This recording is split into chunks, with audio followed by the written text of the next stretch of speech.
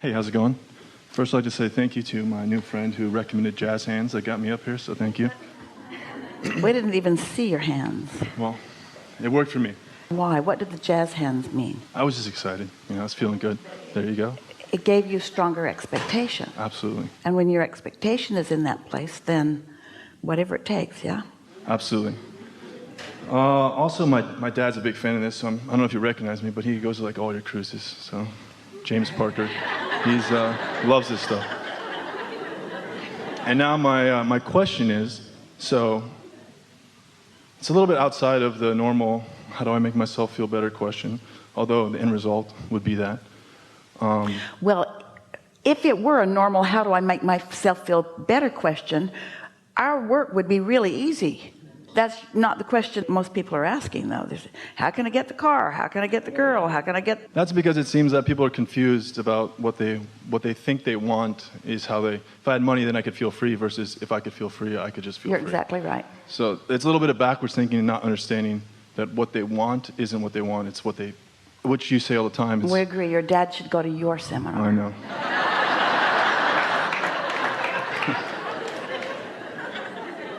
My question is a little bit about the subtlety, I guess, of existence in itself. And when you talk about jokingly the bleeding edge versus the leading edge, and you talk about us choosing to come into this physical reality, my question about that is, and I know it seems like, and it makes sense, to steer people back towards not thinking about things that really don't have a lot of meaning here in this life, or should be here. There's nothing off limits. We're happy to talk with any of you about anything you want to talk about. So for me, it seems like knowing if I choose to come here, yes, right, to be physical, to yes, do this, knowing I'm assuming some state of the world, or the historic state of the world, that there's a good chance that contrast and I might get stuck in step one. Seems like a lot of people do. And I'm wondering that then it seems like contrast is the really kind of Wait, just want to stick something in. None of you expected that you'd get stuck there, because all of you then knew about your guidance system, and all of you then were resistance free. From your non-physical perspective, you knew contrast would serve you, but you didn't intend to get stuck. We're not saying that there aren't a lot of stuck people, but that was not your intention coming in. It just seems like I would, based on the odds of looking at human history, there's a good chance I might get stuck. Anyway, so that's one question is not permanently stuck, however, sure, because all of you knew you would croak and then you'd be right, unstuck. And I do think that sometimes, even from our own limited perspective, our own lives, I mean, we look at other people's problems and we think, oh, that's not a big deal. We remember the problems that we had in high school, and they're not our problems anymore. So yeah, from a broader perspective, there's almost nothing that could happen here in 100 years that can be that significant, if in fact we are immortal beings. So I can understand how, even if you got it all wrong, you're like, it's like a video game, I got it all wrong, I can just have my next life and keep trying. But I guess my question is, when you talk about the... We've never known anyone that not only didn't get it all wrong, we've never known anyone that got it wrong at all. So you don't need to hold out for a next life to make it better. You could just in this life perceive yourself as the right being that you are. That's as wrong as it gets, not knowing how right you are. Fair enough. I think right and wrong maybe is relative anyway. So I'll try to make my question more clear. It seems to me that there is a little bit of almost like a treadmill-like experience of existence, where I want this thing, and I want to feel better. We just want to say to you, we want to hear every word you have to say, but we want you to think of the treadmill as a pleasurable thing, even if it lasts forever. It's not going to, but that treadmill thing, sure, if there's absolutely, pleasure in the moment of the treadmill, then what's the problem? I think then this is where I've gotten to my place, that if that's the best I can do, I'm going to make But we know you're reaching for something. Yes, I am. And if we would be quiet, maybe you would get there. Okay. But I'm on the treadmill, you know what I mean?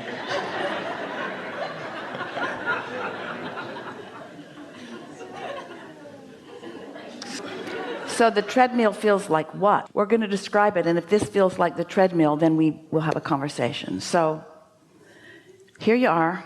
You know what you don't want, you know what you do want. You've launched the rocket. Now you've got choices.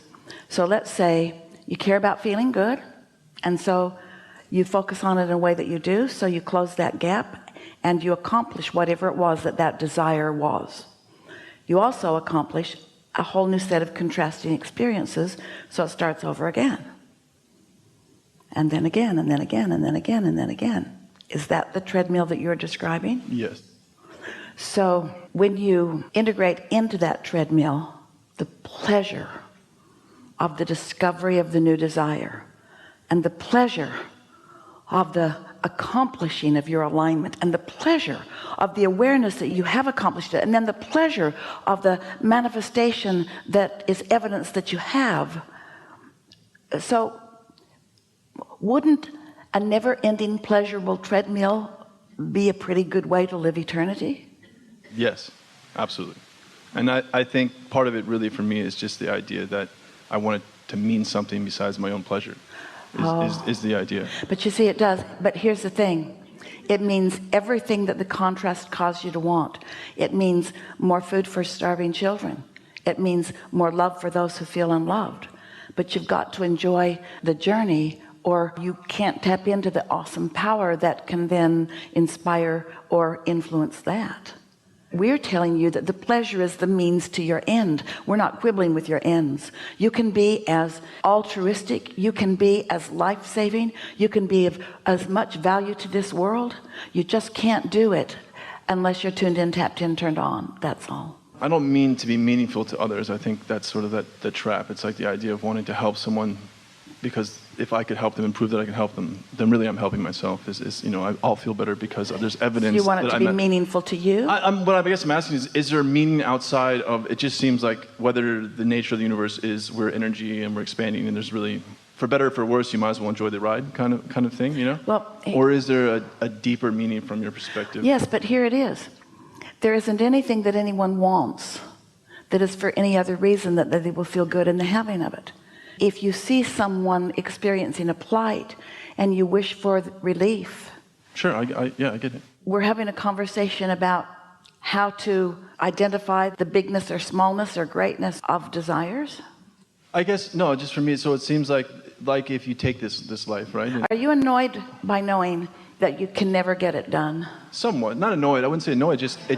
There is. Well, that's where the treadmill thing comes from. So no matter, and again with the. But what's the advantage of getting it done and it being over to being enjoying the journey? In other words, if you can make that distinction for us. No, this isn't necessarily a full question of dissatisfaction. This is me trying to clarify more the. And we appreciate every bit of it. And you are representing a whole lot of people. You've pinpointed the most significant obstacle, if there is one, that we must overcome in assisting people in understanding the value of what we know about the universe. Because people, as a general rule, believe that they are here to prove some sort of worthiness.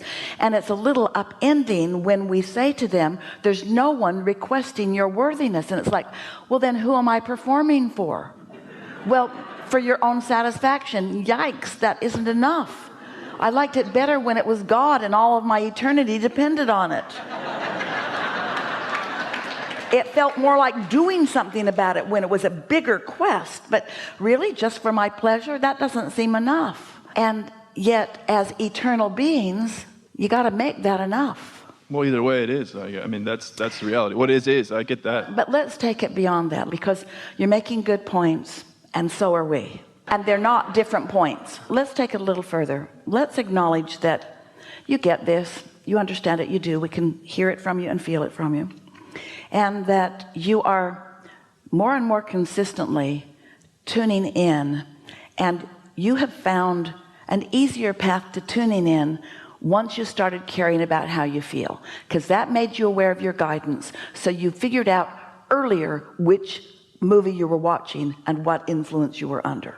So you got control of the momentum of your life. You're not countering your positive momentum with negative momentum. You're mostly on a positive momentum track, which means big things are happening in your world. Now, when a convergence happens, it's not just that this idea came together for you. It's several ideas are culminating all at the same moment, and your sense of being blessed, number one, and your sense of your personal awesomeness, number two, and your sense of the universal cooperation, number three, and your sense of all is well in the universe, number four. In other words, there's an energy and a synergy and an exponential thing that happens that is indescribable. But when you're living it, you know it. And that's when Esther says, oh, I love my life. I love my life. I love my life. I love my life. I love this moment. You just cannot sometimes even comprehend the bigness of what you've accomplished because you've stayed longer in non-resistant thought. Until you're really there, it's sort of like a treadmill. But when you're there, it's not like a treadmill, it's like a rocket ship. It's the difference between a firecracker and an atomic bomb. And you will feel the awesomeness of that. You will feel your influence in the world. You will feel your influence for good in the world. You will realize that there isn't anything that you can focus on worldwide that you can't improve just by your gaze. You can feel yourself making a difference, not getting into the weeds and quibbling with those who don't understand anything about true power, but practicing your true power until your power of influence is in that place of awesomeness where you are using the energy that creates worlds to flow through you and direct the things that you care about, building empires and changing lives and uplifting nations and helping the world be a better place. This is not mediocrity. This is awesomeness that you're about, you see.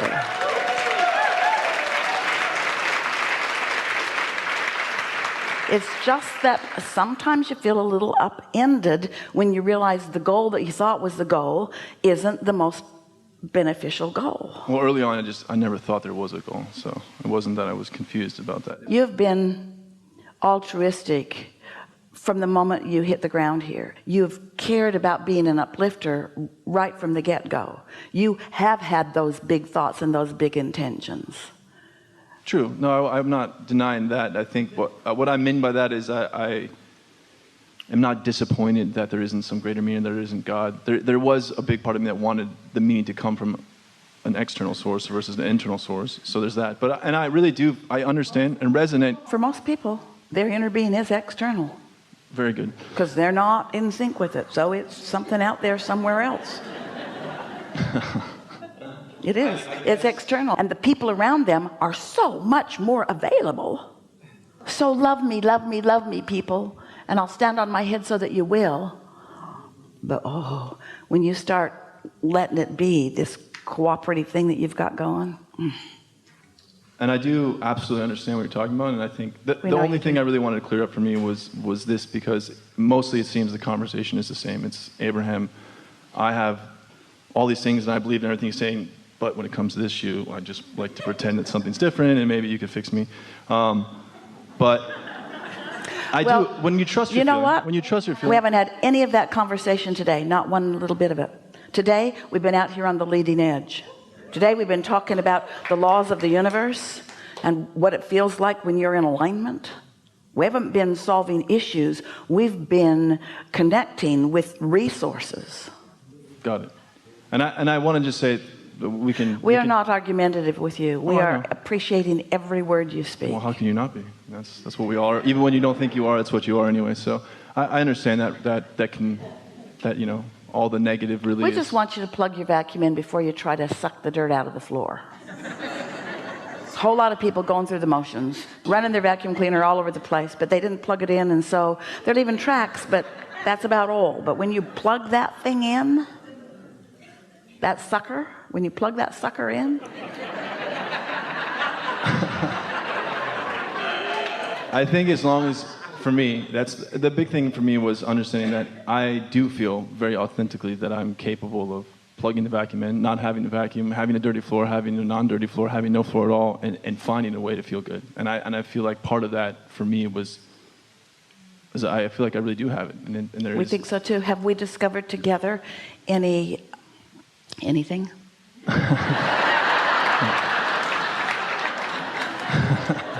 I think, like, my question was, does it matter anyway? And the answer is yes. So, and then yes, you have answered my question enough for me, so we can allow some other people to talk up here. So I have appreciated this time. And thank you. We want to say something to you. We want to say that being as you are is an advantage to every person who meets you. Thank you. Yeah. Have a wonderful day.